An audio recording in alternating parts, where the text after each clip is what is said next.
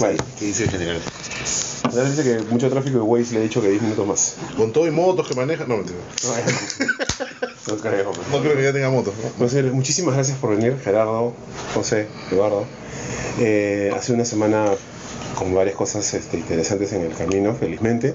Si no, yo tendría que pedir que me paguen más por escribir todos los días en ese periódico. Claro, si no pasara nada, estaría jodido. Estaría escribiendo literatura. Si estuviéramos en Finlandia, bueno. Como digo, ¿no? Qué fácil se la lleva eso. No, ha sido una semana bien triste, ¿no? Bastante movida, bastante sentida en varios aspectos, tanto en el tema criminal. Bueno, al final las dos cosas se juntan, ¿no? Todo se pega. Y esta cosa grande que está generando además una crisis bien fuerte en el gobierno, que es todo junto, ¿no? El tema de la muerte en lo de las bombas y estos destapes que han aparecido y el incendio este. Bienvenidos a una edición de Charrón de Prensa. A ver, empezamos.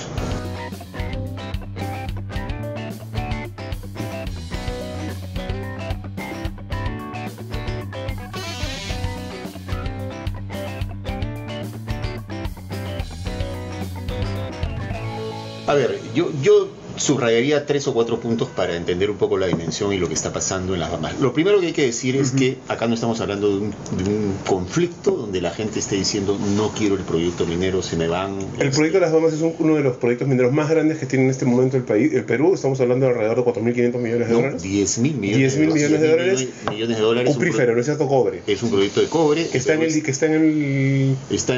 Cusco. Está en Apurímac. En la provincia de Cotabambas. Perfecto. Una provincia alta de Apurímac, ¿no? Apurímac se está convirtiendo en la nueva región minera.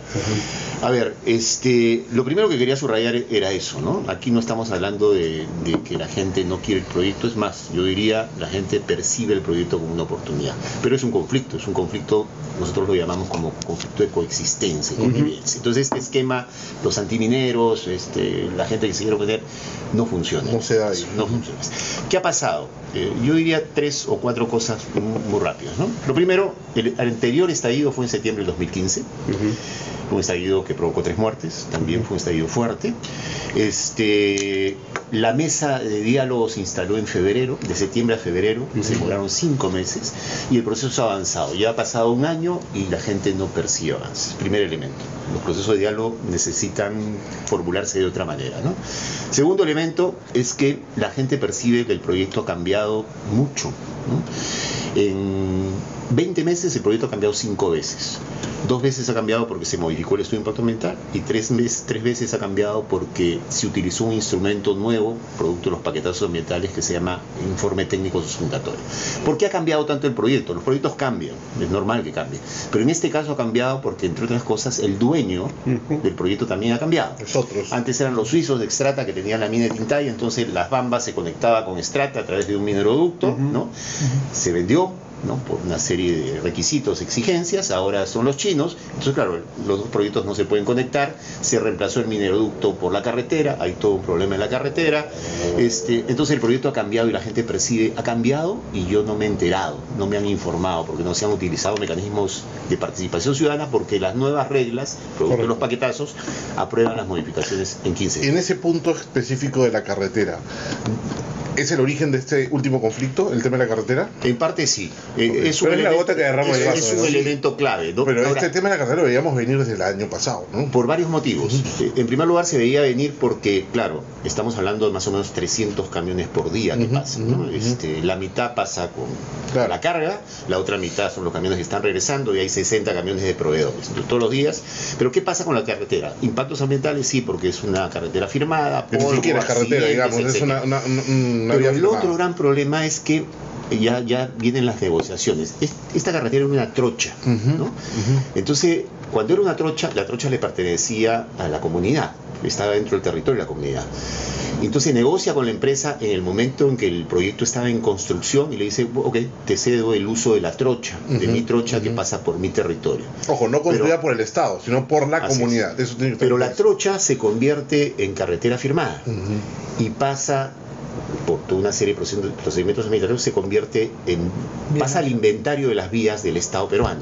Entonces se convierte en una vía pública y que todo el mundo puede. Entonces las comunidades dicen, oye, ¿qué pasó? Perdí yo. Entonces había una negociación con la empresa, pero ahorita la carretera está en una lógica de convertirse en vía nacional en un tramo, en otro tramo va a ser vía distrital, no sé cuál es el término. Entonces la comunidad ha perdido la negociación. Claro, pero digamos, a niveles de comunicación, la gente sigue sintiendo que le han quitado algo. Así es, sin duda alguna. Y lo último que quería subrayar es el tema económico, ¿no?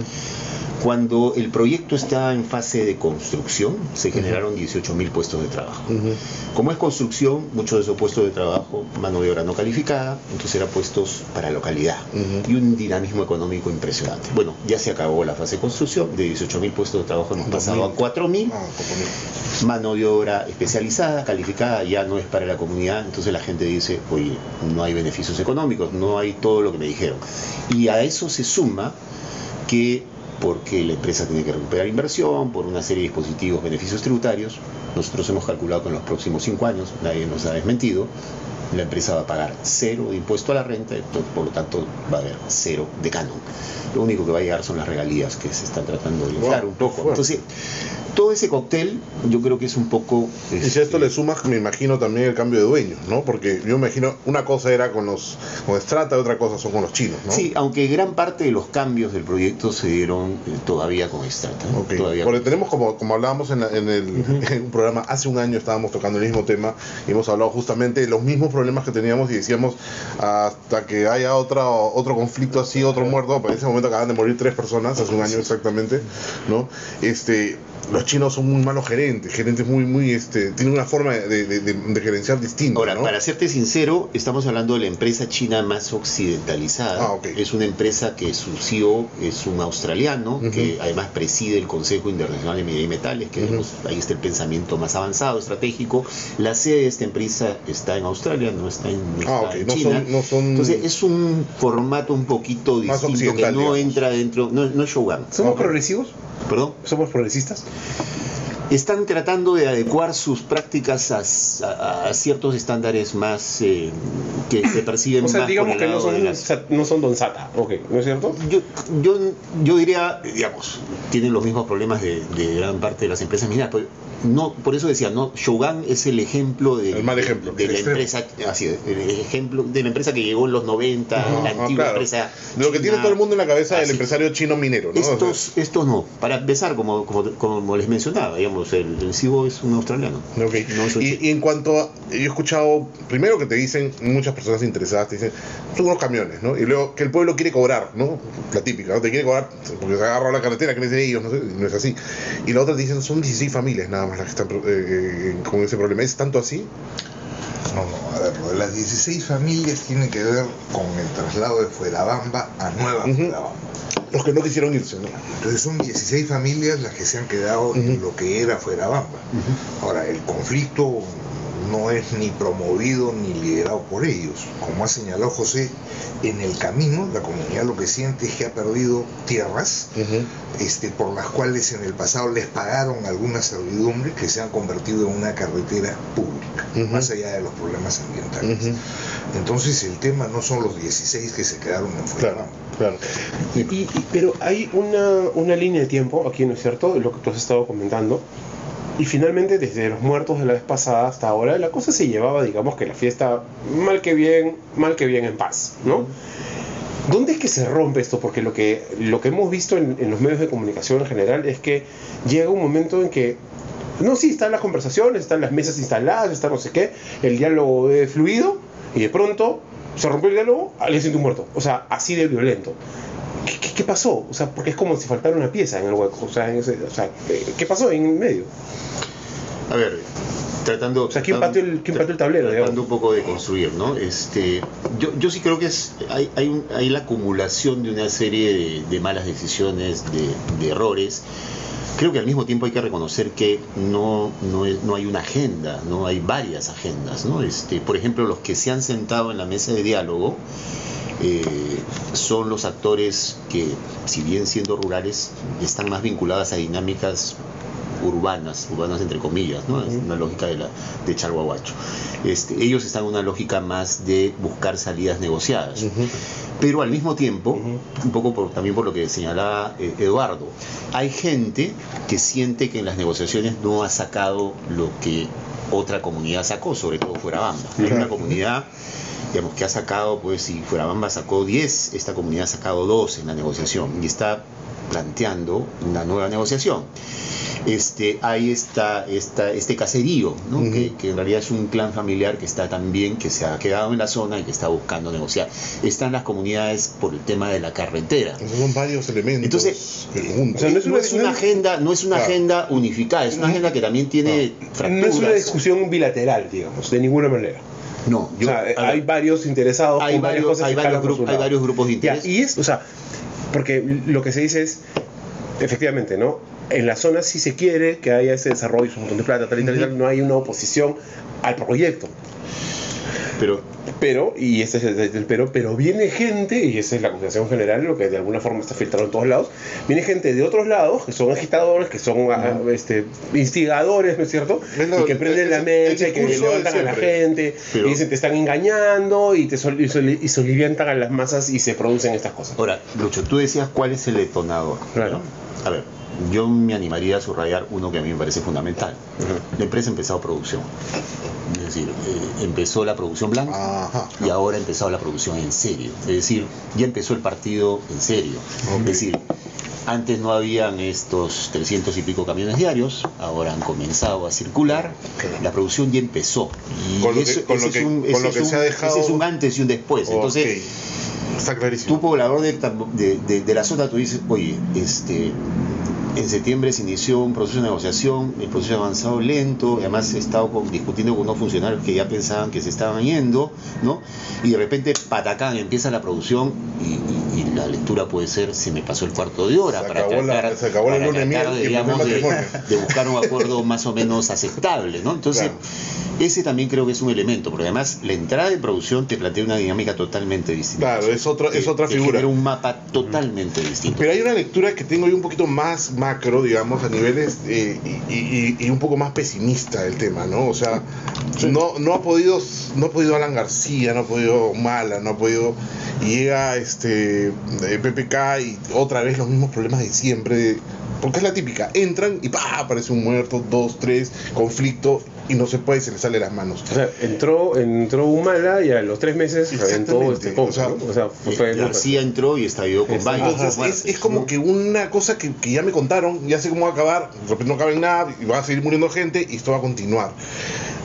¿Cuál es la forma? O sea, si fuese tan fácil, alguna, ¿no? Sí, si fuese tan fácil se haría, imagino, ¿no? Pero ¿cuál es el camino para romper este círculo? Porque de alguna manera es un círculo, ¿no? Y yo creo que, humildemente pienso yo que es la falta del Estado y que la minera ha entrado a suplir al Estado en muchas cosas, ¿no? Y a la vez eso está mal, ¿no? El Estado no lo debe permitir, porque el Estado debe ser el que tiene el monopolio de todo ese tipo de cosas que ahora la minera tiene, ¿no? Yo pienso que por ahí es el principio del tema, ¿no? Pero ¿cuál es la manera de cortar este círculo infame, ¿no? A ver, ahí hay 3 o 4 cosas que son claves, y limitémonos exclusivamente a la lógica de los conflictos. Por ejemplo, primero, un Estado que mal que bien se acostumbró hasta el 2011 a entender toda forma de negociación como una mecedora. Claro. Que en el periodo de Humala trata de tener un enfoque que ligue el diálogo al desarrollo, y que firma no menos de 150 actas de compromiso que están dispersas en los distintos sectores. Que en realidad ha sido patear. Que mantiene esa cultura de se hará si se puede y si no se puede, no importa. A eso súmale lo que señalaba José, 180.000 toneladas de cobre entre enero y agosto, de acuerdo a lo que salió en el periódico triunfalmente, que veo pasar por mi nariz cuando pensé que no había nada de esto. Un gobierno que se va y que inasiste a reuniones convocadas, y un gobierno que llega, que nombra a un asesor de conflictos en Palacio de la República, que es expulsado de la primera negociación a la que va en el Oriente, y un alto comisionado de diálogo y sostenibilidad que es nombrado a inicios de octubre. Y no te olvides del jefe de la INI. Y a eso hay que añadirle el jefe de la INI y algunos otros funcionarios, Claro. que, en fin, venían del mundo minero. Buenas, ¿qué tal? Entonces, Claro, claro. Y justamente ya hablando del tema policial, ¿no? ¿Ustedes también se prestan para esto? No, veníamos hablando del conflicto minero, hemos empezado por ahí. Y que justamente Eduardo estaba explicando cuáles son los actores que involucran que esto sea un círculo, que le ha pasado a todos estos gobiernos que han entrado, los últimos gobiernos que han entrado han pasado Entra un por gobierno, revienta un y pasa escándalo, con muertos. exactamente lo mismo. O sea, pasó con Alan García, pasó con ¿Qué hacer Humala, para cortar ese círculo, no? Y llegamos justo al punto de este último señor de la DINI, ¿no? Sí. Bueno, Adelante, por favor, cada uno habla un poquito de pronto por favor. ¿todo el servicio? No. El problema es bastante complejo. Mira, allá, por ejemplo, en esta zona de Andahuaylas, etcétera, hay movimientos extremistas, ¿no? Se me fue el nombre de este señor, por ejemplo, que les ha metido, ¿cómo se llama?, a la gente, a los comuneros en la cabeza la idea de que este es un nuevo latifundio, ya no con las tierras, sino con el mineral. Entonces les ha dicho, claro, porque te venden la idea de esa manera, ¿no? Mira, tú sabes que estos terrenos son de tu comunidad, ¿sí o no? Ya, desde antes de los incas, ¿sí o no? Ya, sí. Ya, pues, pero tú lo que no sabes es que eres dueño nada más de lo que estás pisando. 1 centímetro para abajo no te pertenece nada, eso es del Estado. No, ¿cómo va a ser? Así es. Entonces, si hay algo ahí, eso es del Estado. Tú no mereces nada de eso. Claro, pero esa sería una visión bastante reduccionista, me imagino yo, de ver el conflicto. El conflicto es mucho más profundo, ¿no? Perdón, eso es la forma en que se ha ido ganando estas comunidades. Una vez que estas comunidades se les convence, por ejemplo, de que más pueden sacar de otra manera, que ellos mismos deberían sacar el mineral, etcétera, comienza a llegar gente del exterior a estas comunidades. Si tú te vas a estos sitios, todos aquellos sitios donde hay conflictos de mineros, te vas a dar cuenta que muchos de los que están ahí reclamando, etcétera, no son originarios de la comunidad, sino que han venido de otros lados a agitar o allá a radicarse ahí. Pero eso es algo que se repite en todos sitios. Bueno, esa es la típica tesis del complot, ¿no? Claro, es la que hablábamos al comienzo, ¿no? Que hay una tesis que yo creo que es tremendamente superficial e insuficiente para entender lo que está pasando. Porque para comenzar, como decía al inicio, en este conflicto la gente no se está oponiendo al proyecto minero, es más, lo ve como una oportunidad, ¿no? Esta lógica de homogenizar los conflictos en el país, dicho sea de paso, esto no ocurre solamente en el Perú, ¿no? Hay un informe del Programa de Naciones Unidas para el Medio Ambiente que da cuenta que el 40% de los conflictos internos en los países se deben a explotación de recursos naturales, sobre todo minería. Entonces, no es que nos hemos vuelto locos, claro. Algo está pasando a nivel más global, ¿no? Y por lo tanto, por eso discrepo de estas tesis, porque claro, la tesis del complot es como que todos piensan igual, hay un complot que funciona casi como si fuese un reloj suizo.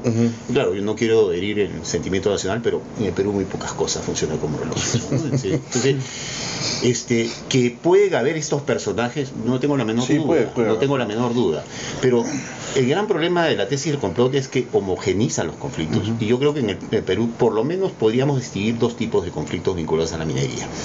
Los conflictos de resistencia y rechazo, donde la gente dice, ¿sabes qué? No quiero el proyecto, por diferentes motivos, claro. Justificados o no justificados. Tía María, Conga, Tambo Grande, la gente no quiere el proyecto.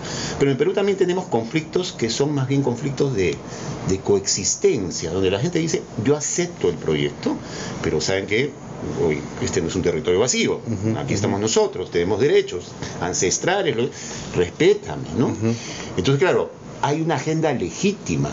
Entonces, el reto que tenemos como país es diferenciar las agendas ilegítimas que pueden existir, de las legítimas. Y yo sí creo que en este caso, como en Espinar, ¿cuáles son conflictos de convivencia? Espinar es un típico conflicto de convivencia. Estallidos cada cierto tiempo, pero la gente no dice, oye, ¿sabes que acá hay un problema de salud, acá hay un problema ambiental, acá hay un problema? Y se van resolviendo y va avanzando. Cerro Verde, igual, Tacna, Moquegua, son conflictos de convivencia. Sierra Central. Que no dicen no quiero, sino... la gente dice, me estás afectando, en Loroya me estás contaminando y el aire, hay problemas de salud, estoy emplomado. Entonces, yo sí creo que tenemos la obligación, forma parte del aprendizaje que tenemos que hacer en el país, porque la minería es una actividad importante, lo ha sido, va a seguir siendo. Buscar ser un poquito más rigurosos para encontrar los problemas y por lo tanto también las salidas.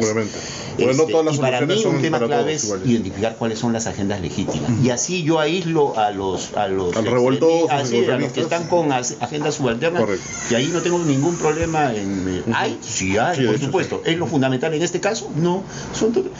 Yo estoy en la zona del 2004. De repente yo formo parte de estoy en el 2004. De los foráneos. A ver, el tema está en que de una manera muy fácil ha dicho, ¿no? Lo que ha dicho Urresti es la teoría de ¿qué? Del complot, ¿no? La conspiración. O sea, él también, seguramente Urresti también cree que Kennedy está vivo, que no, seguramente la conspiración. No es así, no es así. Acá yo estoy de acuerdo en lo que ha dicho el señor. Correcto. Y que no deja no demuestra que lo que yo haya dicho es falso. No. Las dos cosas están ocurriendo. Ahora, lo que queda totalmente claro acá es que las negociaciones no se están haciendo como se deberían hacer, ¿me entiendes? Por ejemplo, cuando se va a negociar con ellos, no se han establecido las cosas totalmente claras sobre qué es lo que quieren, qué es lo que se puede dar, etcétera. Cuando estaba en el gobierno de Ollanta Humala, que yo he participado allí, estuve en la lucha contra la minería ilegal, que no tiene nada que ver con esto es un tema diferente a la minería ilegal, pero sí lógicamente me imbuí en el problema, ¿no? Y conversaba mucho con ese entonces Vladimiro Guaró, que era el que estaba a cargo de esto. Y uno de los principales problemas que tenían era que los representantes de los ministerios o de las instituciones que tenían que negociar no tenían poder de decisión. Entonces era... hablar por las puras, en realidad. En realidad iban, y muchas de las cosas que se firmaban en las actas, etcétera, posteriormente se veía que o no eran posibles, o eran difíciles, o requerían de cambiar normas, etcétera. Y esto es lo que hace que la gente que está allá pues siga, reclame, porque claro, si les ofreces y no cumples... Que es básicamente lo que han dicho hace un momento, ¿no? Que estas cosas la gente la percibe como que les estás pateando la cosa y vienen los paseas y no, y los sigues paseando. A ver, ¿no? Mira, la idea de esta oficina que maneja los conflictos, etcétera, es buena, pero siempre y cuando el que esté ahí puede empoderarse de tal manera que obligue a los actores que tienen que dar la solución a que le den la solución, porque si no es lo mismo de siempre. De acuerdo, y justamente ese sentimiento que queda de que me están meciendo, o sea, me dicen, me juran, me han hecho ya cuántas veces hemos firmado y no veo nada. Eso hace que sea más fácil que lo manejen aquellos que tienen interés en que no se dé. Yo he tenido oportunidad, Vladimiro me prestó, mira, y no le saqué copia a eso, pero en fin, me prestó los manuales que tienen estos organismos que todo lo ven verde, ¿no? Hay unos organismos que... ¿Qué es eso? Claro, que todo lo ven verde y que están internacionalmente en contra de todas las minerías, de todo lo que es la minería. Estos manuales indican cómo se deben hacer las protestas, cuáles son las cosas que se deben mover, qué cosas se les debe decir a la gente para convencerla, ¿Y usted cree que eso está mal? O sea, por ejemplo, me parece que la protesta es legítima, ¿no? O sea, totalmente legítima. Mira, es más, si uno pudiese más bien decirle a alguien cómo debe protestar y cómo no debe protestar, pues estaría bien. Mira, el tema es que la protesta es legítima, ¿de acuerdo? Las negociaciones no se han hecho como se deben hacer. el gobierno se aparece de vez en cuando. Los que están en contra y los que manejan esto están permanentes ahí, se van a vivir ahí y hacen su propaganda y las medias mentiras o las medias verdades el gobierno, a diario, el gobierno aparece cara a de cara, vez en face cuando, to face. o no aparece nunca. Por ahí lo que siento No, yo a veces que aparece- a veces que la mina toma un poco la posición del Estado de alguna Las forma. funciones. Yo creo que incluso puede la darse. policía combina con la mina, ¿no? Ok, Porque de ok, alguna ok, forma ok, Sí, pero hay ¿con una quién? cosa- tú querías decir algo respecto a esto. Sí, discúlpame, yo a A ver, veces soy muy... Al lado de la teoría de la conspiración, no voy a entrar a juzgar si el general comparte o no comparte la teoría de la conspiración. Tiene que vivir, ¿no? Está el tema de la minusvaloración de los campesinos y de la gente que vive ahí, que pareciera ser que son tontos dispuestos a que llegue alguien Claro. y diga Kennedy vive o la mina es azul o es roja. O de Abelio Flaco. Se la queda. Se aprejan con cuecas de vidrio. Ya, a ver, si en ese caso, en el caso concreto del que estamos hablando, han estado en no menos de 4 mesas de diálogo y negociación a partir del 2009, que han ido cambiando de nombre en ese trabajo para el desarrollo de Zahuahuacho, de Cotabambas, etcétera, etcétera. 1. 2. Si en ese proceso han insistido en que se cumplan compromisos y han entrado a un proceso de negociación, eso lo que debiera indicarnos es que tienen un nivel de racionalidad que se Claro. parece al nivel de racionalidad que puede tener usted o que puedo tener. No, pero estamos de acuerdo, eso Ya. creo que nadie está en desacuerdo Ya, con eso. ya, entonces no nos asustemos si existen o no existen los Personajes. manuales de los verdes, los azules o los rojos, No. y personajes que llegan y les dicen, acá hay un problema fundamental del Estado. ¿No es cierto? Un De Estado acuerdo. que no está presente en el territorio, que no está articulado, que ha generado procesos de negociación en donde, como dice, iban funcionarios de segundo y tercer orden que asumían acuerdos que después desaparecían. Nadie, eso lo incluye a Vladimir Oguaro, monitoreaba qué pasaba con No, esos sí acuerdos. monitoreaba, pero muchas veces te vuelvo a repetir, el tema está en que tú allá ya te comprometiste, ¿no es cierto? Por Y eso. cuando vienes acá para que lo hagan, No tenías resulta esa- que hay una no había norma, forma. resulta que el presupuesto, resulta que hay que hacer Claro. PIP, De acuerdo. etcétera. Totalmente O sea, de acuerdo. hay una serie de obstáculos y Que si- esa persona no conocía en ese que esa momento. persona posiblemente no conocía. Ya, pero eso es el Estado, pues. Claro, pues Ya, que negocia entonces- mal, por eso te digo. No, Estamos y que es incapaz de tener un mando para ese asunto, porque hay equipos de resolución de conflictos en energía y minas, en medio ambiente, en educación. Y en todo se repite la Y- misma vaina. Y cada quien, No, esa fue idea de Vladimiro, porque no, él... los equipos eran anteriores a él, eran previos. Él trata de ordenarlos y no logra ordenarlos. Trata de subordinarlos y no Claro, logra subordinarlos. él lo que quería era que vayan los equipos, o sea, que no vayan los funcionarios, sino ya los equipos del Ministerio de In situ Energía y Minas, ahí. por ejemplo, ¿no? Que tenga capacidad de tomar decisiones, etcétera, pero eso... Pero no se pudo. Ahora, si me preguntas Estado. por qué no se puede hacer eso, bueno, yo te digo que sí se podría hacer. Yo cuando estuve de alto comisionado para esto de la minería ilegal, no hablo de ministro porque ya ministro es otro nivel, es más fácil la cosa cuando eres ministro. Cuando eres alto comisionado como lo era yo, habían 14 organizaciones que tenían que ver con el tema, desde el Ministerio de Economía y Finanzas hasta llegar a la misma policía, etcétera, ¿no? Y venían los representantes, así que tú no tienes idea de cómo era para poder lograr que se Ponerse pongan de de acuerdo acuerdo, los claro, 14 claro, y difícil. sobre todo que se subordinen, porque si algo tiene el empleado público es que cuando tú le das el objetivo, levantan la mano, pero no para decirte, para apoyarte, sino para decirte qué norma se opone, por qué no podemos hacerlo, por qué no debemos hacerlo. Qué difícil. ¿eh? Yo la primera reunión que tuve, yo acepté ese puesto pidiendo que me permitan hablar del Consejo de Ministros para poder pedir el apoyo de los ministros. Lo hice así, le pedí a los ministros que me den gente que me permita hacer mi trabajo. A la primera reunión llegó gente que hizo eso. General, eso no se puede por esto, por esto, por eso. O sea, nada se podía hacer. Yo agarré y llamé a los ministros, les dije claramente ellos, ¿no? Le dije, yo voy a ir nuevamente al Consejo de Ministros y les voy a decir que se han equivocado por los ministros. Yo les pedí lo mejor y me han enviado a los más brutos. Todo eso generó todo un revuelo, ¿no? Que finalmente a mí me convino porque me apoyó el Jiménez Mayor me apoyó el presidente y efectivamente me empoderé y comencé a exigir, a presionar.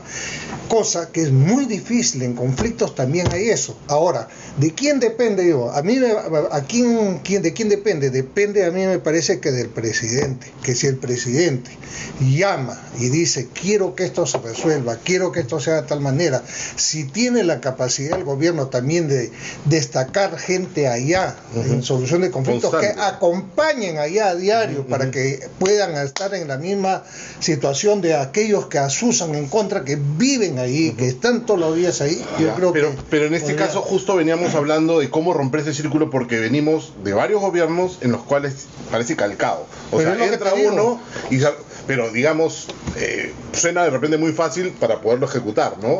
No se ha podido ejecutar hasta ahora por algo, ¿no? Por un lado. Y por otro lado... Una de las barreras terribles era el SNIP. Si tú le ofreces, por ejemplo, un puente, ¿cómo se llama?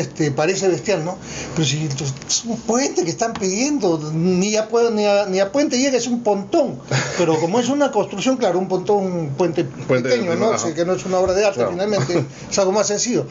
Pero ¿qué resulta? Que no se puede hacer porque el SNIP dice que primero hay que hacer el perfil, después el anteproyecto, etcétera, etcétera, etcétera, etcétera, y eso puede demorar 5 años. Y ellos, para que los convenzas, tienes que decirles, en un mes comenzamos los trabajos. Sí, chiquito, a ver. Sí. Se han manejado varias hipótesis de cómo diseñar una estrategia frente al tema de los conflictos, ¿no?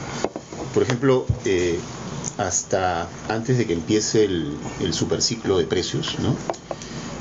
O cuando empezó, una de las hipótesis centrales era que como a partir de ese momento iban a haber abundantes recursos y esos recursos iban a comenzar a llegar a la zona, los conflictos iban a bajar porque la gente iba a comenzar a ver los beneficios económicos, ¿no? Bueno, si ustedes ven las cifras de la Defensoría, el momento de mayor conflictividad social en el país es en el periodo de García, los próximos años, cuando habían los recursos más abundantes que se distribuían a las zonas de influencia de la minería vía CAP, ¿no? Entonces, o sea, no es tan cierto, digamos, que cuando empieza a chorrear la gente está más contenta. Porque los conflictos son multidimensionales. Claro, no es solamente un estándar. Hay demandas económicas, expectativas, por supuesto, pero hay problemas sociales, por supuesto, hay temas ambientales, por supuesto, no son inventados. Hay temas culturales, por supuesto, ¿no? Yo cuando llegaba a Cotagambas en 2004, en esa zona, la verdad, uno veía comunidades altoandinas así con características de comunidades originarias, ¿no? Realmente la situación era una situación totalmente distinta, hay impactos culturales de envergadura, ¿no? Entonces los conflictos son multidimensionales, no tengo la menor duda. Después de ese pico han bajado, ahora estamos más o menos en 210, ¿no? conflictos, pero hace 15 años el país era un país con 80 conflictos, ¿no? O sea, y por supuesto los conflictos son mayormente conflictos vinculados a actividades extractivas. Entonces, lo primero que habría que subrayar es hay que entender que los conflictos es una matriz bastante más complicada y compleja. Por lo tanto, ¿cuál ha sido la propuesta central en el plan de gobierno de Peruanos por el Cambio? Adelanto social. Básicamente, si uno revisa el tema de cómo abordar los conflictos, es adelanto social. ¿Qué significa eso? Es decir, tratar de comenzar a transferir una serie de recursos que se pueden traducir en obras de infraestructura, etcétera. Pueden ser obras por impuestos, pueden hacer un adelanto de impuestos, una serie de mecanismos. O sea, no pero depender es básicamente el entendimiento de que yo transfiero, genero algún tipo de beneficio y la gente va a aceptar. Yo creo que es totalmente... Es un poco lo que decía acá en general. Yo creo que es totalmente se ofrece, tiene que ser ahorita. Me da la impresión que es totalmente insuficiente. Pero hay un tema que digamos, es importante en este caso, que es cómo el Estado le han usurpado el monopolio del uso de la violencia. O sea, porque acá lo que parece grave es ver la relación que tienen las empresas mineras con la policía. Es como si fueran una extensión de su seguridad privada. Es que si no está el Estado, ¿con quién coordina la policía ahí? Claro, ¿no? pero esto, a diferencia de otros casos, esto no es una carretera por donde transitan, no sé, autos privados. Claro. No, esto es una vía de uso exclusivo de la minera. Y la policía ha ido a desalojarlo, o sea, con armas. Claro. O sea, Bueno, el director dice que no conocía, que no sabía, que no veía. Ahí, si no sabía o no conocía o no veía, hay un problema de comando, más bien. Un ratito que terminas la idea porque no lo terminaste. Si es insuficiente, si es insuficiente el tema, porque, claro, el tema del adelanto social termina viéndose muy parecido al otro. Vamos a ponerte un puente, vamos a ponerte un colegio, vamos a ponerte una posta. ¿Cómo se aborda el asunto si es multidimensional? Porque además estamos hablando de que si existen 200 conflictos en todo el Perú y todos son diferentes, y todos son multidimensionales, no se va a poder atender de esa manera. O sea, no es como que no es un pie y son unas medias que tú le puedes poner la misma media a todos. O sea, es una cosa que necesita de un estudio y un acercamiento y un abordaje de cada problema. Es diferente. Es único y particular. Existe, primero, la gente para hacer eso, 2, en los presupuestos, y 3, la posibilidad en el ordenamiento jurídico de que no pase lo que estaban diciendo hace un montón de rato todos, que es como yo mando a mi equipo negociador y el equipo negociador va, se sienta, firma 4 cosas y cuando llega a Lima le dicen no se puede. Entonces la pregunta de fondo es ¿cuál es la alternativa? Porque si no se ha hecho en 15 años, porque no se ha hecho, ¿qué cosa toca hacer? A ver, pero o sea, ¿y cuánto cuesta? Sí, pero lo primero que yo diría es que hay experiencias que son más positivas que otras, ¿no? Digo, ¿por qué a una empresa le va mejor que a otra? Pero ¿Por qué? Sí, claro, pero a ver, ¿por qué Yanacocha le hemos visto permanentemente en problemas? 19 años siendo la cagada. Y por ejemplo, Antamina no. Que es más bien un conflicto, no es que no haya problemas en Antamina, es un conflicto de baja intensidad. Es que ver, o Cerro Verde, una cosa importante creo que para la gente en general, ¿no? El conflicto no significa necesariamente pleito y muertos, ¿ya? Conflicto es una tensión particular, permanente, que existe y que no necesariamente es mala. Ya, listo. Así es, el conflicto puede ayudar incluso a avanzar, ¿no? El conflicto no es el estallido social. Así es. Pero lo que está claro, que en un país como el Perú han habido experiencias bastante, digamos, más exitosas que otras, y hay otras que uno ve a la empresa mordiéndose la cola permanentemente, ¿no? Y problema tras problema. Pueden haber distintos factores, ¿no? Para explicar eso. El rol que han jugado los actores, ¿no? La empresa, las poblaciones locales, las autoridades locales, el propio Estado, en fin. Pero sí, yo sí creo que no hemos llegado a construir, yo no sé si una política, pero un sistema nacional. Yo creo que seguimos subestimando este tema de los conflictos, ¿no? Un poco como ustedes señalaban, ¿no? ¿Alguien se ha puesto a pensar cuánto estamos perdiendo por este tema? No estoy hablando de las inversiones que se han ido, no. Porque además ahorita, en el periodo de Humala, se ha invertido casi 3 veces más en minería que en el periodo de García, por si acaso. Las cifras están ahí, ¿eh? 3 veces más que en García. Esta historia de que la inversión se cayó, mentira, es falso. Es cierto que la tendencia se ha revertido, ¿no? Pero el stock es muchísimo más grande. Pero la maduración de los proyectos, y por eso actualmente estamos duplicando la producción de cobre. El Perú está duplicándose la producción. El sector minero está creciendo a 2 dígitos, por mes 30%. Es un crecimiento espectacular, nunca antes se había visto, ¿no? Estamos duplicando la producción de cobre. A pesar de los loquitos que aparecen en el canal diciendo el tema de los conflictos, seguimos siendo un país donde el tema de los conflictos nos complica pues la historia, ¿no? Tú dices, un sistema nacional de conflictos. A ver, se trató de crear. La oficina de Guaro hizo una propuesta, la propuesta durante 3 años se discutió en los consejos de viceministros, nunca se aprobó por el peso del Ministerio de Economía y Finanzas y el peso del Ministerio de Energía y Minas. ¿Esos son los 3 primeros años de Humala? No, los 3 últimos años. Ah, ok. Ya. 1. 2. Con todos los pecados y toda la insuficiencia del Estado, había una idea que no es del todo descabellada, al extremo que los colombianos y los chilenos creen que el modelo peruano de atención de conflictos es el modelo. En fin, no lo han visto en detalle, digamos. Como nosotros pensamos que las AFP eran lo más. Y ahora ya vemos que están. Los mismos que creían que Kennedy estaba muerto, las AFP eran lo más.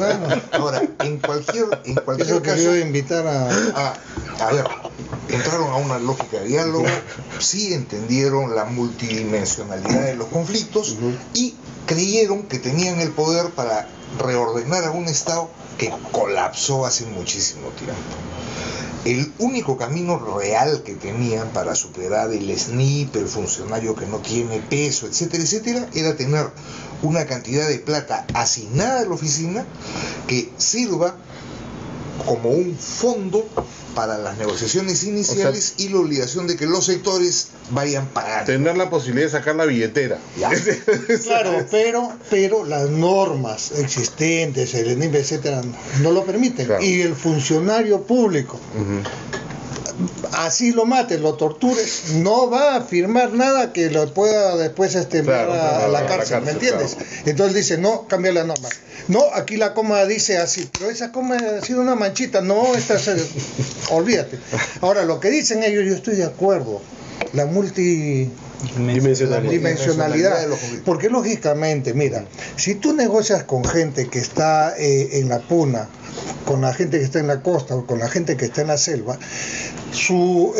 la cultura que tienen, sus creencias, etcétera, influyen mucho en esa negociación, la forma de negociar, la confianza que pueden tener ante los extraños o no. Entonces son muchas cosas, pero definitivamente los conflictos pueden ser diferentes, pero si uno de los que se sienta a negociar, que me refiero al Estado, pues los pasea, no cumple, llegan a conversar, firman y la gente ve que nos Que no vuelven a pasa engañar, nada. entonces los resultados normalmente son los mismos, aunque los conflictos sean diferentes. Claro. Los resultados Eso es verdad. vienen Eduardo, para que termines la idea del tema de la oficina, Del sistema, ¿no? Ya. Ya. Es decir, la posibilidad de construir un sistema depende en última instancia de voluntad política. Correcto. Y ese sistema debería tener autonomía y subordinar a los sectores. Y es un sistema especializado que puede atender y que debe atender esa multidimensionalidad, que debe tener una lógica de prevención. ¿Debe ser un ministerio? No, yo creo que hay varias pistas de ese sistema, ¿no? Yo diría un sistema que tenga una capacidad para prevenir, alta prevención, Eso es baja importantísimo. letalidad, baja letalidad. Al ministro, por ejemplo, yo le escuché esa fórmula, pero por ahí creo que hay una pista. Un sistema que signifique presencia del Estado en la zona, es lo que el PNUD llama densidad del Estado. Si uno ve el mapa de densidad del Estado y lo cruza con el mapa de presencias de actividades extractivas, la conclusión es sencilla. Ahí donde hay extractivas, no hay Estado, ¿no? Está organizado en quintiles, en fin. Un Estado que tenga la capacidad de articular, ¿no? Nosotros tenemos un Estado con una lógica de compartimentos estancos, ¿no? Y estoy hablando de Estado central, pero también un Estado central que tenga capacidad de articular un Estado subnacional, ¿no es cierto? ¿No? Regional, local. Y un enfoque de derechos. O sea, si no entendemos que esos territorios no son territorios vacíos, que hay gente que tiene derechos, estamos Una pregunta, por Ya para favor. cerrar, profesor. Solamente una pregunta, disculpen, porque yo ya No, la verdad no estoy seguro. ¿Ustedes han trabajado en la administración pública? Sí. Sí. Yo he ¿Sí? sido parte de su comisión en la primera reunión porque era viceministro. ¿Qué más? Yo he sido viceministro de Gestión Ambiental en Ya, los primeros pero 6 entonces, meses ya, de ok, Humala. entonces ustedes conocen esto, lo que Tenemos todo el ejecutivo de Humala, tenemos invitado. todo lo que está, lo que Por eso he estamos, dicho que se ha duplicado la lo que estamos conversando en este momento conlleva a un cambio estructural en el chip de la administración pública. Lo que dicen ellos, por ejemplo, dicen, no, tiene que subordinarse ¿cómo se llaman los sectores?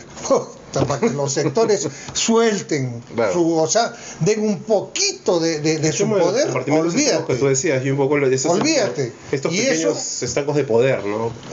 El ministro ni bien se sienta ahí, ya tiene aquí a los que han estado ahí. ¿Cuál? Sí, que no se meta el de ambiente, que no se meta el de acá, porque usted es el que tiene Así que es, ¿verdad? decidir Sí, esto. pues, aquí ¿Es bravo, así o no es así? Aquí brava la cosa. Es así. Hicimos el primer operativo antes de que existiera sobre Madre de Dios, que lo asumió el MINAN a inicios de Humala, Minan hacía con la eso. jefatura, digamos, con todo el aval del primer ministro, ¿no? Cuando el MINAN decía, vamos, no había nadie.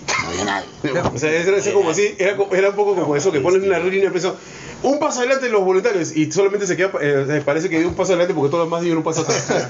Bueno, vamos a tener que cerrar el bloque y vamos a pasar al siguiente que está también bien Sí, fuerte. sí, bien fuerte, ya listo. No vamos. No, todavía no, falta está. No, de hecho no, todavía no. De hecho está, qué paja, de verdad, que bacán conversar de eso porque no está en ninguna Pero parte. ¿por qué es que se oponían los ministerios de Energía y Minas y el MEF a crear un sistema de resolución y prevención de conflictos? Sueltas Porque- poder, pues sueltas. A ver, El MEF maneja 6 de los 11 sistemas administrativos que hay en el Estado. Y si pudiera manejar los 11, la felicidad para mí. Entonces, Bueno, vamos a otro tema. Ya no vamos a un llegar. sistema autónomo, dolor de cabeza. todas las Unas normas, puertas giratorias que Otro más, existen. otra más con el todas fin las de normas hacer. que se den, buscan en algún sitio, dice previa autorización del MEF. O sea, es cuestión de buscar nomás. Bueno, ya, regresamos en el siguiente bloque. Ya,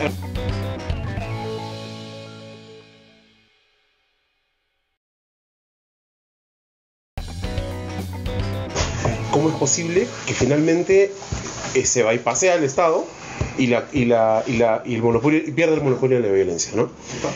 ¿Cómo es, o sea, en lo que acaba de pasar, usted ha sido ministro del Interior, la explicación de Carlos Basombrío de lo que ha pasado, de que se lo han bypassado, de que incluso dicen por ahí hay una orden falsa, una falsificación, una autorización falsa que le dieron unos quién o no sé cuántos, para que se haga un operativo sin la autorización del Ministerio del Interior? ¿Eso tiene sentido? ¿Eso puede pasar? No, es muy difícil que eso suceda. Ahora, que yo te asegure, eso no puede pasar. De repente hay un loco que ha hecho eso, pero a ver, hablemos. Para comenzar, Basombrío no es santo de mi devoción. No, me cae mal, por más que tú también seas medio rosadito, o sea. No, te lo digo en tu cara, o sea.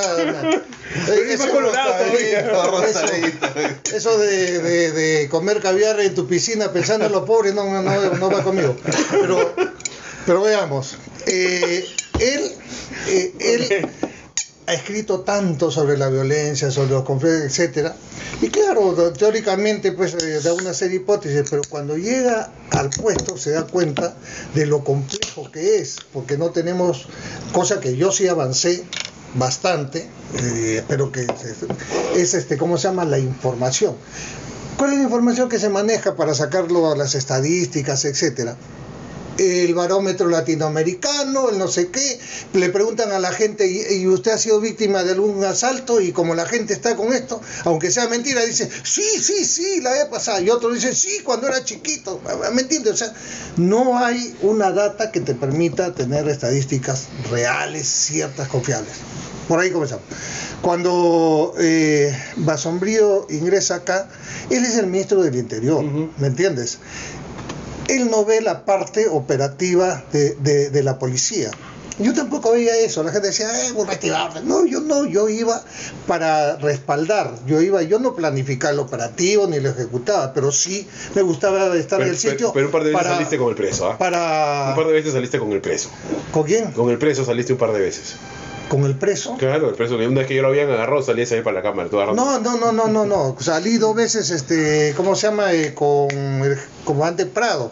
Y me queda claro que 2 veces, porque cuando fue Basombrío al Congreso le preguntaron, ¿no? ¿Urresti estuvo ahí? Sí, Urresti estuvo. 2 veces, ¿no?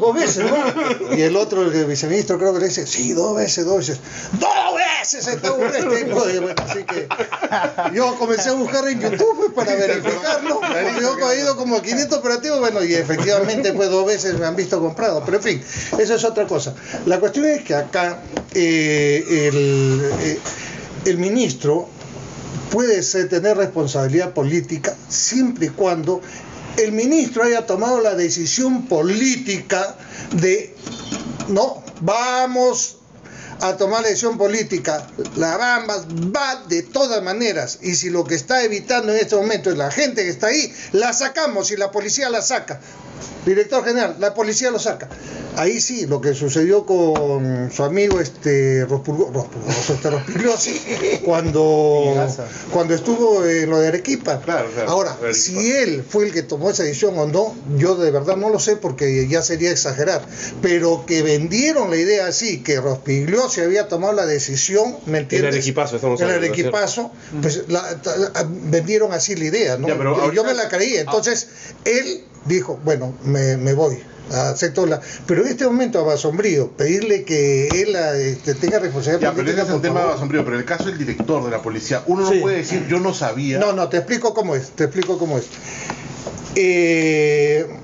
para evitar, justamente la policía también va evolucionando para estos conflictos, ¿no es cierto? Una de las cosas que necesitábamos nosotros era no tener que no teníamos armas no mortales, ¿de acuerdo?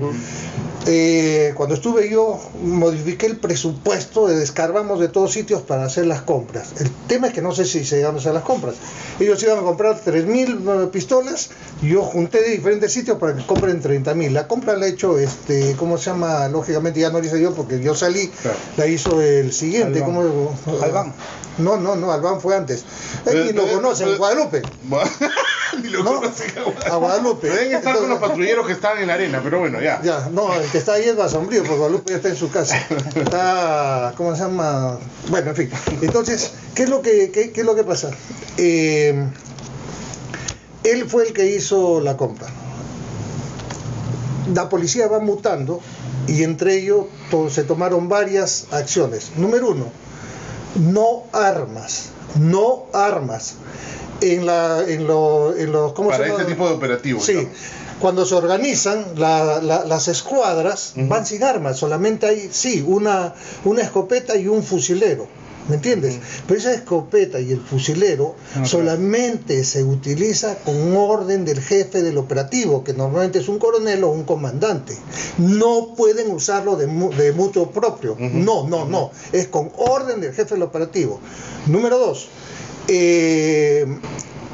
se creó el comando de operaciones, que es un general que está en Lima y que es cualquier operación que se realice a nivel nacional, donde va a haber empleo o posiblemente empleo de la fuerza, o posiblemente tenga como consecuencia un enfrentamiento con la población, esa orden de operaciones que tiene su parte de inteligencia, de logística, etcétera, la remiten al jefe de operaciones, que previa conversación con el director ¿la aprueban o no la aprueban? Ahora, pero un ratito. Sí, adelante. Pero acá nos estamos olvidando un elemento perturbador de todos estos procedimientos, que son los convenios entre las empresas mineras y exactamente, a eso iba. Que el director anterior no sabía, tergiversa, trastorna. Cuenta un poquito de qué va. Yo no sé si ustedes han leído los convenios, son impresionantes. Por ejemplo, es impresionante. Por ejemplo, está clarísimo, en este caso concreto, cuando hay esta discusión de que los dos coroneles, ¿quién dio la orden? Para mí está claro, y el convenio lo dice, quien dio la orden del interventor. ¿Qué dice el convenio? Que la empresa es quien, cuando evalúa que hay algún riesgo para sus actividades, la empresa con la policía, con el comando de la policía, define la implementación del operativo. ¿Ah, sí? Pero claro, bueno, eso dice el convenio. Es una relación. Es una relación contractual, digamos. Es un contrato. Escúchame, sí es cierto que eso dice el convenio. Yo creo que deberíamos ponernos de acuerdo y hacer una denuncia, pero ya no, porque Chicharrón de Prensa finalmente lo van a ver 2 followers que tienen ellos. Pero sí. No, pero ya venía, bueno, van a tener 4. Este convenio no es ninguna novedad, ¿no es cierto? Estos convenios vienen de hace bastante tiempo. Estos convenios tienen una historia, permíteme que te cuente, porque no solamente es con la policía, sino también hay convenios con el ejército. Sí, pero un ratito para terminar, o sea, es esta parte que se está perdiendo, ¿no? Yo les voy a pasar los convenios. Yo no tengo el de las Bambas, particular. Yo tengo el de Altamina, tengo el de Yanacocha, pero estoy por conseguir. Y son tipos. Son tipos. Son contratos, hay una relación comercial privados. Y además que le da un enorme poder al representante de la policía que firma el convenio. Lo interesante sería esos convenios. Hay temas económicos, de por medio, pero el convenio termina perturbando todos estos procedimientos que existen.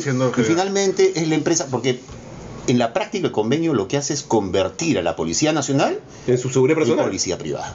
Claro. Porque además físicamente están dentro del campamento. Yo tengo las fotos de dónde está la policía dentro del campamento de las Bambas. O sea, hay comisarías en Espinar, cuando se produce el conflicto en el 2012, la comisaría estaba dentro de las instalaciones de la empresa. Es decir, el convenio es el elemento perturbador. Entonces, a mí yo lo escucho a Sombrío y yo, tiene lógica. O sea, los coroneles, pero ¿con quién coordinan los coroneles? Pero hay una cosa que es importante aquí, y esto me parece que también tiene una razón.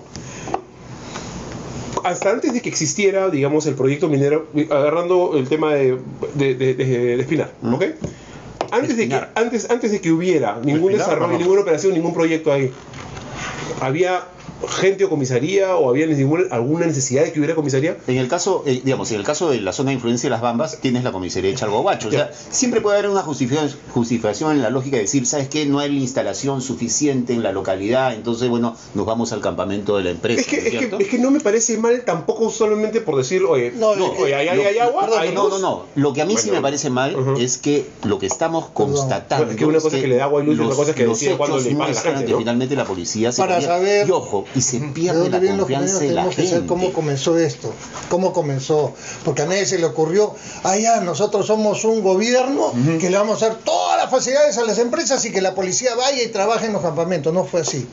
¿Por qué comienza estos convenios? Estos convenios vienen acompañados de la época del terrorismo. Inicialmente, para los terroristas se les hacía muy fácil asaltar las empresas mineras y llevarse la dinamita, etcétera. Es ahí cuando comienza esto, así comienza.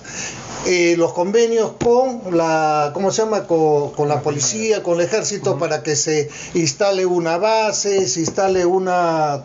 Como medida, digamos, para... Sí, correcto. Y como ese fue el nacimiento, ¿a qué cosa se acostumbró la gente?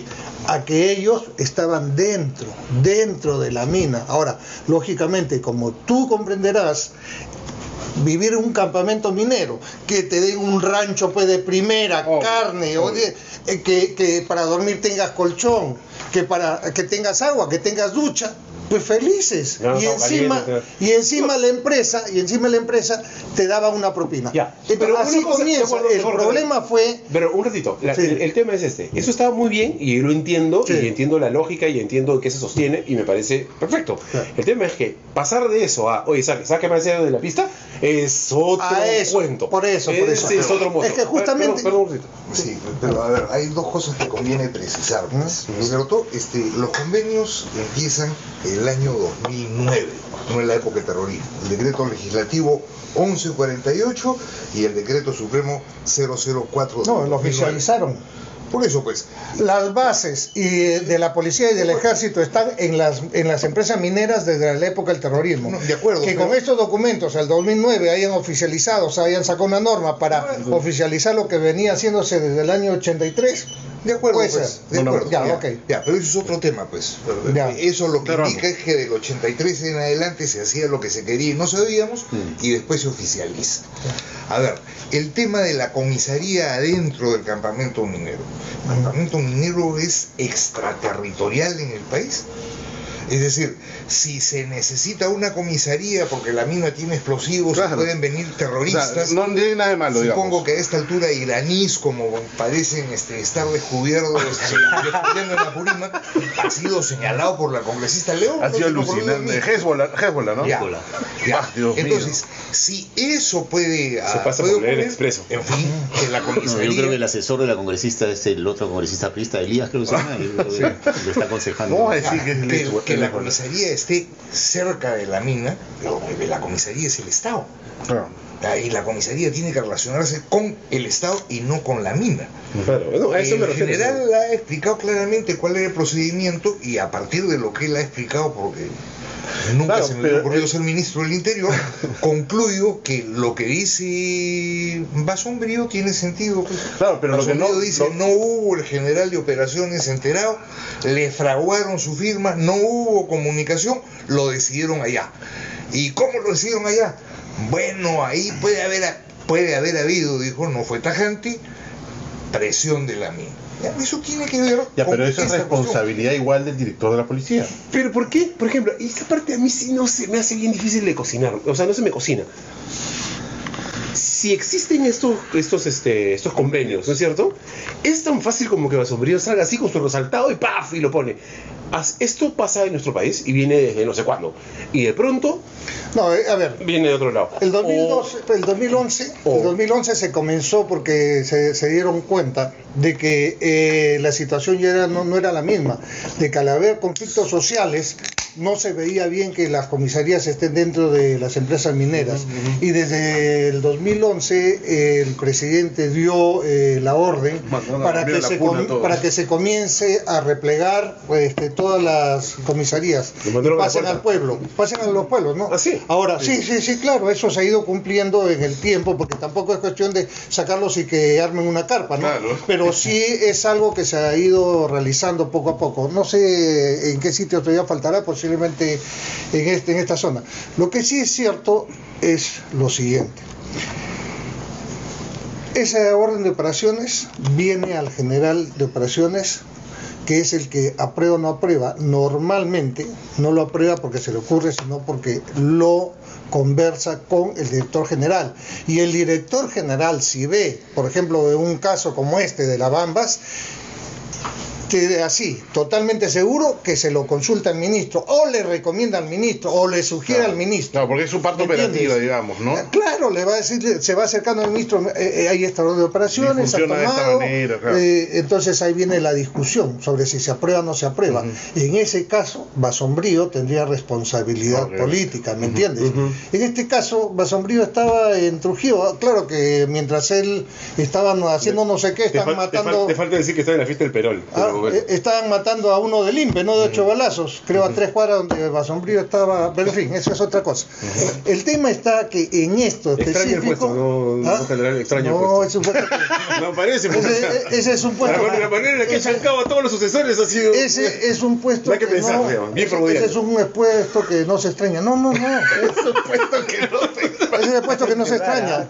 Recuerda que cuando estuve, cuando gana PPK, dicho sea de paso, antes que gane Keiko, tu amiga, y que gane hermana. PPK, pues ni hablar, ¿no? Yo en lo poquito, de repente le he dado 2 votos, pero yo apoyé a PPK a la final, ¿no? No, votos le ha dado que general No, Camacho con las dos manos. Votado así con las 2 manos. Entonces al menos... Votó él y mató a un cabo que vote por él. pero es un puesto muy complicado, muy difícil. Pero, o sea, lo que es interesante es que pese a que no tiene en muy alta opinión a sus sucesores, incluyendo al actual ministro del Interior, Claro. ¿usted realmente piensa que es una estupidez pedirle que renuncie por una cosa sobre la cual usted ahí no tiene, él no tiene responsabilidad política? Es simpático, es más, yo inclusive lo he tuiteado, ¿no? ¿Y ¿No dónde lo ha está? bloqueado? Pues a mí me ha bloqueado, ¿ah? No, No, a mí ya me desbloqueó, por eso A no mí puedo me ha citar. bloqueado, Sí, le he visto- encanta bloquear a todo el He visto mundo. que lo ha desbloqueado, yo que tanto te amo, ¿cómo me dices eso? Puta, que ese amor entre los caviares, ¿no? Me ha dolido en el alma, me ha partido el corazón, ¿no? Francamente, En fin, Vamos a Ni cortar mal acá, por escribo. favor. Bueno. Vamos a cortar y vamos al otro tema que es importante también. Pero- que nos estamos tirando una hora ya. Antes de terminar este tema, Ah. yo sí creo que los convenios tienen que comenzar en... Revisarse por lo menos, ¿no? No, y acá, No, acá- yo ya- acá- perdón, queda ya- como tarea pero pendiente pasen a mejor vida, que tú ¿no? publiques el convenio, ¿eh? Sí. No, sí, porque claro. si dice eso, que la empresa es la que decide, Dios mío, Bueno, eso no, sí, no, eso sí así. tendríamos que denunciarlo. No necesariamente con esa formulación, ¿no? Así es, no. Pero si da a entender, pero sí, sí, no, pero sí, si da a sí, entender sí, eso, Lo que está también. claro es que la ¿Cachai? cadena de mando se no, acá tengo, claro. ve totalmente perturbada y al final un operativo de este tipo, además si a eso yo le sumo lo que ha dicho Basombrío, está claro. No, está claro, ¿no? A mí me queda. O sea, esto podría efectivamente estar amparado por el convenio firmado entre las Bambas y la policía, lo que ha pasado el Siempre para la viernes oposición pasado. es interesante pues pedir responsabilidad política, etcétera, ¿no? Pero la responsabilidad Pero política no se es- hubiese dado claro. si el ministro hubiese tenido intervención, porque finalmente, como te digo, el jefe de operaciones le va a preguntar al director, y si es un caso como este de una empresa minera, de todas maneras le van a consultar al ministro. Y en este caso eso no se ha dado. Ahora, ese coronel dice que lo que hizo fue una orden de transporte, no de una orden de operaciones para esto. Pero tenían hasta maquinaria y todo, Ah. nada más. Se pidieron la maquinaria y la empresa. Por eso mismo, esto merece. Ahora, el gran problema que se tiene y que no debería funcionar, que habría que modificarlo de una manera, es que en la policía los oficiales, o sea, los que están aquí no pueden hablar, pues no pueden. Lo que sí me parece bien es que estén llamando a los oficiales también para que se defiendan, ¿no? en el Congreso. O sea, ya no le están, sino también están llamando a los oficiales. Sería interesante que este oficial lo llamen y los congresistas de esta comisión escuchen cuáles para poder contrastar, ¿no? ¿Cuál es lo que, ¿Qué es lo ha pasado que directamente? Además hay trazabilidad en las comunicaciones. O sea, no es como que. Yo sí lo llamé y sí me dijo que sí. O sea, Sí. no hay forma de. Sí.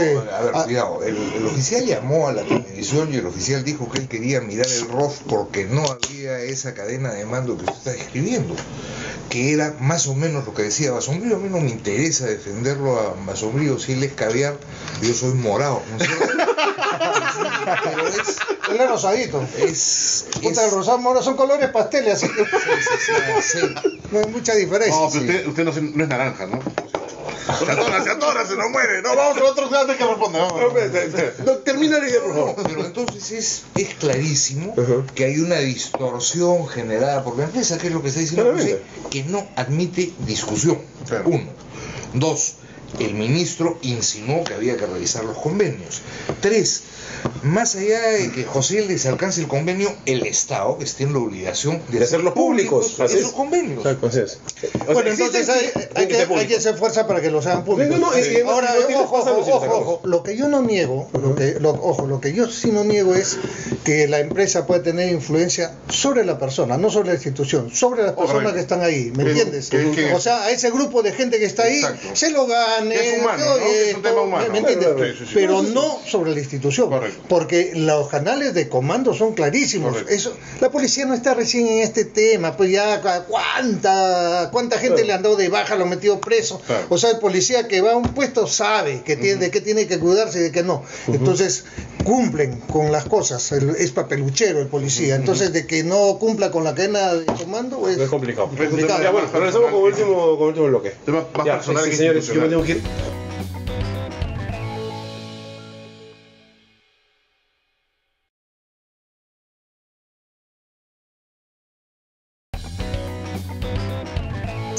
El único que te puede desaparecer es ahí los naranjas, ¿sabes? Nos vemos. Chao, muchísimas gracias, señores. No pase cerca al Pentagonito ya. Bueno, como decíamos al comienzo, este es un programa bastante complicado porque hemos hablado de un tema crítico que ha sido el de las bambas, pero tenemos otros, como el caso de esto que ha ocurrido en este almacén del Minsa, ¿no? Que da mucho que pensar, las casualidades esas de que justo cuando se está investigando un tema puntual de salud, ocurre un incendio que no es la primera vez, ¿no? Justamente cuando hay investigación sobre algo se queman los almacenes y eso se debe también a que estos almacenes normalmente son terrenos baldíos donde tú vas y no creas que pues que hay no hay seguridad, que ¿no? tienen equipos para que evitar que se pueda haber incendios, etcétera, ¿no? Son unos pampones bastante rústico y eso pues pone. Bueno, el tema ahora ha sido bastante grave por el tema del fallecimiento de estos 3 bomberos bastante jóvenes y a la vez que se está cuestionando más que nada por los fujimoristas. He escuchado por ahí que lo han cuestionado ¿cómo se llama el comandante? Los bomberos, que eran personas que no tenían la capacitación adecuada, ¿no? Si me permites, algunas cosas que sé de los bomberos y que me gustaría expresar acá. Número 1, los bomberos, al ser voluntarios, y muchas veces, y muchos bomberos le he escuchado decir que jamás aceptarían que se les pague, que tienen que continuar siendo voluntarios. Porque el ser voluntario te asegura que la gente que está ahí realmente lo está haciendo de corazón y realmente está queriendo hacerlo. En el momento en que tú le pagues sueldo, ya viene el hijo, el sobrino, el tío, esto, y olvídate, comienzan los problemas. En otros países es pagado y no hay es diferente, problema, ¿no? es diferente, porque bueno, son profesionales, etcétera, es como las policías, ¿no?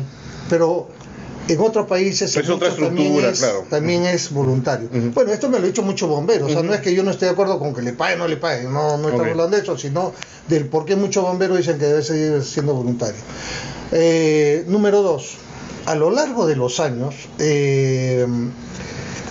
los que van llegando a la cabeza de, a general, etcétera, dentro del sistema de los bomberos, por lo menos demuestran un interés exacerbado en coger la cabeza, en jalar a su grupo, porque se van haciendo grupos, se van haciendo grupos que se han conocido una cosa u otra.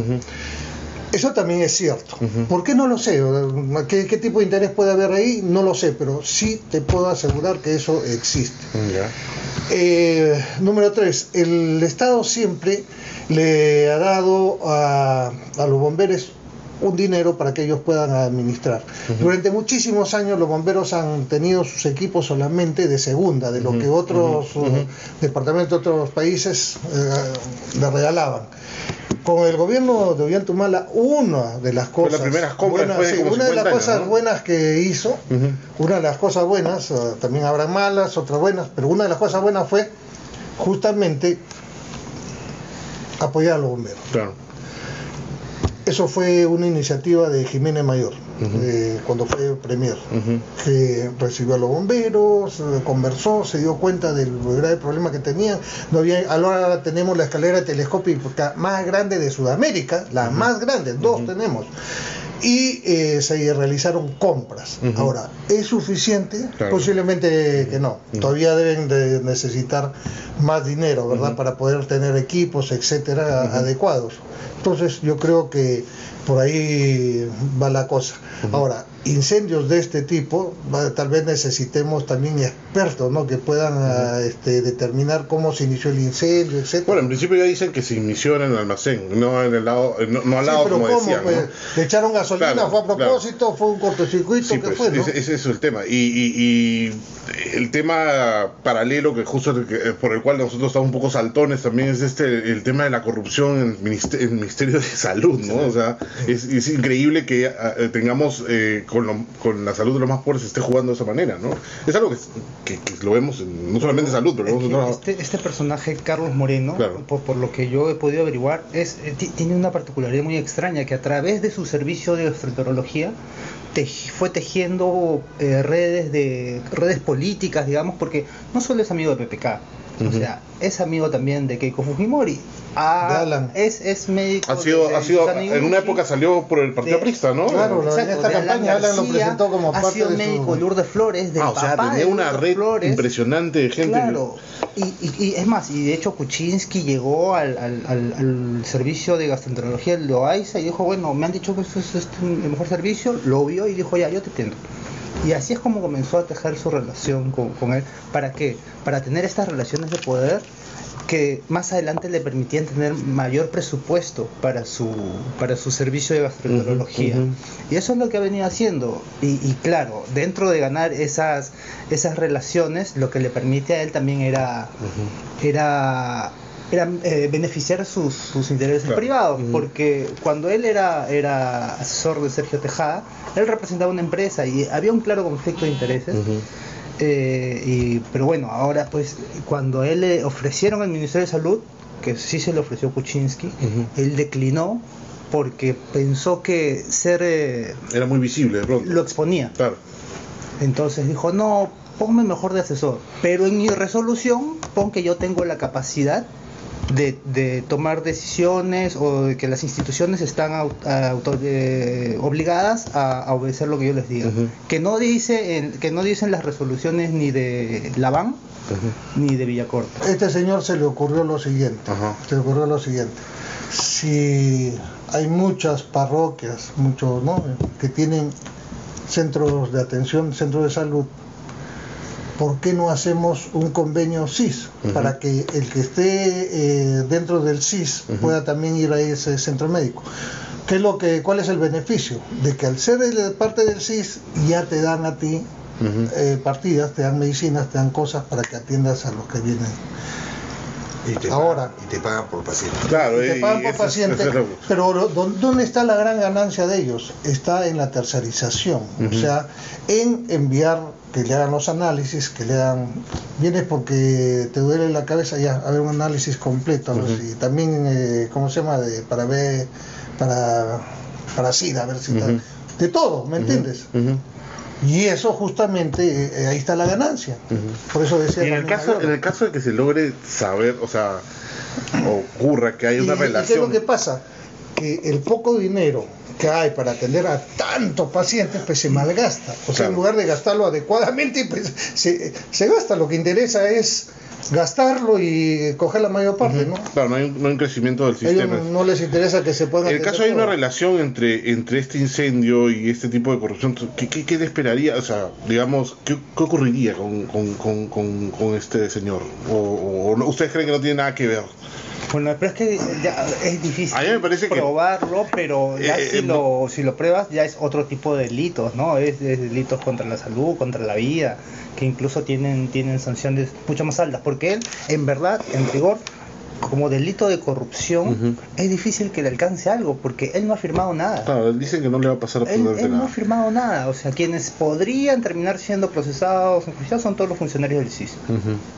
Él, ¿qué le puede alcanzar si él no, Claro, él no ha finalmente firmado? puede reconocer su voz. Sí, pues, pero era lo que yo opinaba, yo... Exacto. Ahora, ¿Se ha hecho algo? No se ha hecho nada, ¿no? Sí. ¿Cuál es el tema de fondo más allá de la anécdota? Es decir, personajes como este Debe haber Moreno un montón. abundan en el Estado en distintos sectores. Muchos de ellos son negociantes de sí mismos, pequeña, mediana escala. Otros entran a la lógica de tráfico de Como pequeños influencias. lobistas, digamos. No, el personaje y ahí si hay responsabilidad del gobierno, aparecía en Google con juicios, con denuncias de Falco, con entregas truchas de contratos, con pago diferenciado de gente, e incluso salió el ex ministro Ugarte, que fue parte de la transferencia, denunciando que él en la transferencia advirtió que ese médico en concreto estaba pagando 3 veces más que lo que correspondía a determinados servicios por pruebas gastroenterológicas. Ya. Entonces, el tema de fondo es que todos ya hemos concluido, no importa si verdad o mentira, y hay indicios, y hay historias anteriores en el sector salud en particular, y hemos concluido que, en fin, ahí se han tratado de quemar pruebas de mayor corrupción en O sea, no exactamente las de él, posiblemente. No, del sector sino salud. en general de posibles cosas de corrupción que haya ocurrido antes. Porque es obvio que eso tiene que ver con el tipo de tercerización que hay en los servicios, la protección de determinados servicios, el manejo del CIS, etcétera, etcétera. Ahora, el tema de fondo es qué hacer frente a esa lógica de corrupción en el Estado, que es una lógica estructural. Ya, digamos, quienes hemos pasado por la administración pública, le hemos visto, le hemos olido, ya hemos eliminado una y otra cosa, pero de eso está construido el sistema, digamos. Claro, o sea, Ahora con los cambios que piensan hacer, mira, y abajo, el cimiento de todo eso es el SNIP realmente.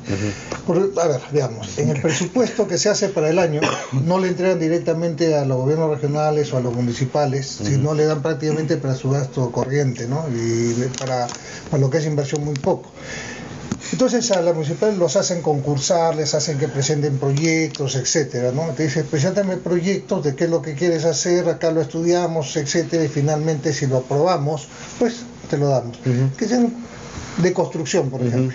Entonces en construcción, los que analizan esos proyectos de construcción, en vivienda y construcción, pues desde el que está en la puerta ya quiere algo o no, desde que está en la puerta, el técnico, el que firma, el que lo mira, el que lo mide, y de ahí el de economía. No, de hecho es como tú dices. Entonces, está plagado muchas veces se presentan 1000 proyectos y se van a aprobar solamente 100. Los 100 que se aprueban normalmente ya tienen comprometido pagos hasta por el 10%, porque han venido repartiendo desde la puerta a un montón de gente. Y ahí no creas que entran solamente estos, sino que entran hasta los mismos congresistas. Porque estos congresistas, cuando un congresista saca pecho y dice, yo he logrado que asignen a mi región 200 millones de dólares, puta, ¿qué te has comprado, no? Porque ya de ahí ya tiene... Y ese es un punto que me interesaría tocar también, el tema de la muerte civil, ¿no? Hay un montón de congresistas reacios a este punto, ¿no? ¿Es realmente algo que atenta a los derechos fundamentales, como dicen ellos, de poder participar del Estado, o es simplemente interés y puro y llano? ¿No? O sea, yo veo a un congresista o a una persona que me dice, no quiero el tema de la muerte civil, me causa un poco de preocupación, ¿no? No, sin duda, ¿no? Yo empezaría por ahí. ¿Quiénes son los que están legando? Bueno, para la bancada de Fujimoristas no vienen, ¿no? Yo particularmente, o sea, quisiera saber qué se soluciona con eso. O sea, Carlos Moreno, ¿era una persona que estuviera sentenciada? Por ejemplo, en el caso de Carlos Moreno, ¿no le caería el tema de la muerte civil? De hecho, porque tú dices, porque no era funcionario. Exacto, no, pero lo que pasa es que la muerte civil es una vez que tú eres... Un funcionario. ¿En qué consiste? En una inhabilitación permanente. Pero él ni siquiera tiene sentencia, él nunca ha sido sentenciado, ha sido procesado, algunas veces investigado por la fiscalía, pero no tiene sentencia. O sea, Bueno, siempre van a excepciones, pero habrá ¿cuántas gente... personas en la práctica sentenciadas vuelven al sistema? Son muy poquísimos, o sea, Waldo No. Ríos tal vez. ¿Quién más? Eso es de los que conocen en todos los niveles. Sí. A ver, mira, ¿Ha tenido mira, alguno mira, en mira. el ministerio? A ver, estamos hablando aquí las cosas como son, ¿no? A ver. No, hasta tú. El que tenga miedo que se compre su perro, al toque, no. Mira, a ver. Lo que llega realmente a una obra, o sea, ya lo que se gasta realmente, yo calculo que normalmente es un 80% de lo que se asigna, porque el otro 20% se va quedando a lo largo del camino. Y si es un proyecto que no te lo han presupuestado, sino que te lo están dando aparte, pucha, que puede ser hasta 70%. Porque desde que presentas ya te estás comprometiendo un 1% acá, un 2% allá, y así va hasta que vaya avanzando. Y si es un congresista el que te está, el que te ha dicho, yo te voy a sacar te voy a sacar los proyectos, dame los 10, ya esto yo te lo saco, y se va, y es el que pelea porque él ama a su pueblo, pucha que sí, 70% debe llegar, porque va quedando en el camino. Entonces, en todo esto, muchas veces los que van cayendo son parte del engranaje. Pues, por ejemplo, el de la hoga es como en el ejército, ¿no? Los intendentes, igualito. O sea, el de la hoga es el que está en el mejor carro, que mejor se viste, el que más joya lleva, el que... Porque ese es el hombre que, ¿no? Entonces, y hay muchos que sí son sentenciados. Ahí el otro día lo dijo el Contralor, 1.400 sentenciados en el Poder Judicial en los últimos 2 años, creo, por diferentes delitos de corrupción. De esos 1.400, olvídate, máximo 5 años. Y muchos regresan rapidito. ¿Por qué? Los empleados públicos se van conociendo entre sí, es como una hermandad, ¿me entiendes? Entonces, oye, ¿a quién podemos jalar? Cálalo, a fulano, que él ya ha trabajado en eso acá, ya tiene contactos, conoce quién le dé las facturas, quién ya conoce la mafia. Entonces, claro, al final ahí se es empiezan donde a jalar entre ellos, ¿no? se jalan entre ellos. Pues, Claro, pero ¿cuál es la se jalan razón entre por la cual los congresistas no quieren algunos, o sea, qué es lo que esgrimen ellos? Porque ¿Qué cosa? Cuando no quieren este tema de la muerte civil. O sea, porque A ver. ellos dicen que no por un tema de derechos. Escúchame, los congresistas, no todos, porque hay congresistas muy decentes, ¿de acuerdo? No te rías, hay congresistas muy decentes, pero hay muchos que no están ahí por el sueldo, porque ellos han invertido en su campaña mucho más, saben que el sueldo es solamente una parte, de donde ganan es en los lobbies, por empujar o por detener una ley. ¿Y quién les paga eso? Les paga justamente las empresas que tienen tal o cual interés. Claro. ¿Me entiendes? Eso es lo que sucede. Ahora, están en contra de la muerte civil porque ellos en el Estado han trabajado o tienen algunas sentencias, etcétera, ¿no? O sea, básicamente por eso. Claro. Pero ahora, un congresista, ¿cómo se llama? Puede llegar así ¿cómo se llama? Por actos de corrupción a conseguir mucho dinero. ¿De dónde crees? O sea,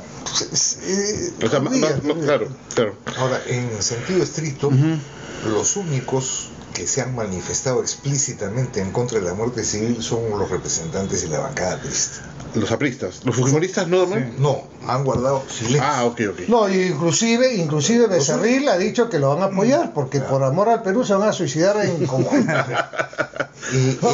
El argumento esgrimido por algunos es el artículo 41 de la Constitución. No puedes prohibir a...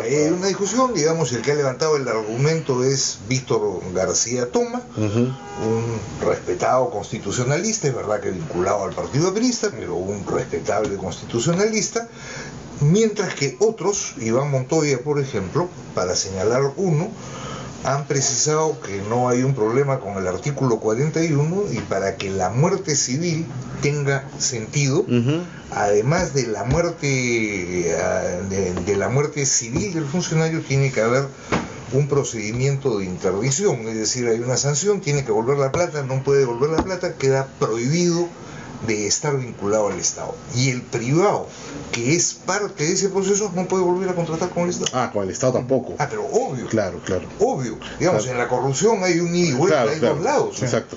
exacto. Oye, y no creas que la mayor parte de la vez es la empresa que corrompe al funcionario. No, claro, sí. Pero la sea- parte privada no es pues no son santos nomás.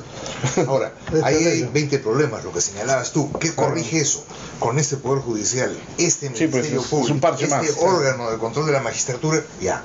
Pero en fin, hay que encontrar una fórmula. Exacto. Hay que encontrar la fórmula, ¿no? Pero tiene que haber. corruptos tienen sentencias firmes? O sea, Exacto. son, No, sí. son muy pocos. Pero No, de yo alguna lo entiendo manera- perfectamente, pero Sí, efectivamente pero hay que construir el escenario Claro. al cual aspiramos. O sea, Pero hay que dificultarles las cosas un Hay que poco. comenzar por... Y, bueno, por algo. el proyecto para crear la imprescriptibilidad de los delitos de corrupción también, o sea, yo no sé cuál puede ser el efecto real cuando tienes un poder judicial que más bien lo que hace es sacarte del proceso, declararse inocente. O sea, el caso de Aurelio Pastor es Claro. Paradigmático. es como Claro. que paradigmático, ¿no? Claro, Sí, claro, eso es verdad. Eso es verdad. Claro. Bueno, muchas gracias por habernos acompañado. Han sido temas bastante duros. Queda pendiente ese documento que dice para poderlo publicar y que lo vea acá él y todo el mundo. Por lo menos los convenios de Yanacocha Algo. y Altamina, esos los tenemos y dentro de poco espero tener Buenazo. el de... No, y eso es Y eso justo es que la carnecita, población los conozca. Correcto. Porque te vuelvo a repetir, los convenios normalmente eran por eso. Y sí, estaban dentro porque brindaban mejor protección, pero a partir del 2011 se dio la orden de que sean los SMIP, perdón, los PIP, etcétera, para que puedan salir de la... Ahora, si en algún momento se tuvo algún nivel de fundamento y justificación, yo creo que ahora estamos en otro momento y hay que donde es empezar a pensar. contraproducente que continúen Sí, adentro, eso está clarísimo. Muchísimas gracias a todos. Gracias. Ok, muchas gracias. Los chicharrones, usted no. Sacaron. No le dicen chicharrón Ya, porque invitan ya, chicharrón. ya.